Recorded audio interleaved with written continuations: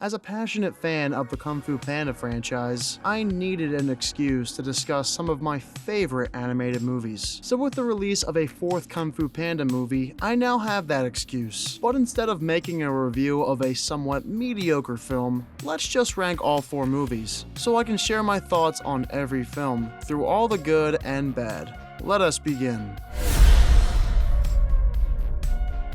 Well, can I say I'm surprised about Kung Fu Panda 4 being my least favorite of the bunch? It's not bad, but doesn't offer anything totally new. Considering I didn't even review the movie on my channel, let's say this is my unofficial spoiler-free review of the fourth Kung Fu Panda installment. There are a few great returning elements from previous entries here, such as the voice cast, humor, action, and animation. But then again, it's pretty hard to screw those up with the talent involved. This just feels like another safe addition to the franchise. Nothing extraordinary happens. It's relatively by the numbers. The main story focuses on Po finding his Dragon Warrior successor. And what do you know? The writers refused to take any chances and left us with what feels like a generic animated movie from a plot standpoint. Plot aside, like I said, the movie does all the right things, and I'm sure it'll convert some younger viewers. But it's clear as day this film doesn't stand anywhere close to as good as this franchise's earlier installments,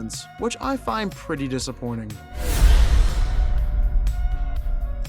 The third Kung Fu Panda movie borders greatness, but never reaches its full potential. While it's not as good as 1 or 2, this trilogy ender still has the heart of the Kung Fu Panda franchise to make for a satisfying third edition. Po's real father is a nice inclusion, making for some pretty funny Mr. Ping jealousy scenes, and leads to touching moments between the two dads and Po. Even if I don't like this story as much, DreamWorks delivered an important message about parenting. The animation is very clean in the third movie.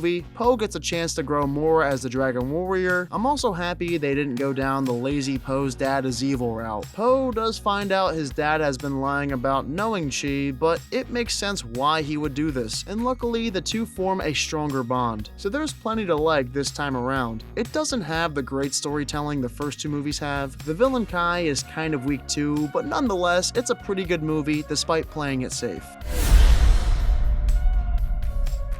I remember I loved Kung Fu Panda 2 in my early teenage days, but was taken back by just how much I loved this sequel in my 20s. Kung Fu Panda 2 is arguably the best movie of this franchise, but the one thing preventing the sequel from taking over my #1 spot is its refusal to take Po seriously. During the climax, after a really sad character-defining moment, Po shows off his newly discovered power. However, the movie adds jokes here for the sake of making kids laugh. It's fine in the first movie because Po is an overweight panda who nobody takes seriously, but now that he's established himself as the Dragon Warrior, it would have been nice if they cut out the humor when he's fighting. Plus, it takes a while to see where the story is going, but once you learn some plot points, you fall in love. I think Kung Fu Panda 2 is one of the best sequels ever made, truly. This film adds even more depth to Po's character, venturing into his past and explaining where he came from. This all connects to the movie's villain Shen, who's another standout character. This entire subplot is emotionally gripping, and I believe for many fans of this franchise, it's the best thing about the Kung Fu Panda movies. For Po and Kung Fu Panda 2, it's up to him to find his inner peace and come to terms with his tragic backstory, something the first movie didn't tell us about. So this is why I love Kung Fu Panda 2 so much. But as difficult as it was for me not to place the sequel #1, there's another film I find slightly better.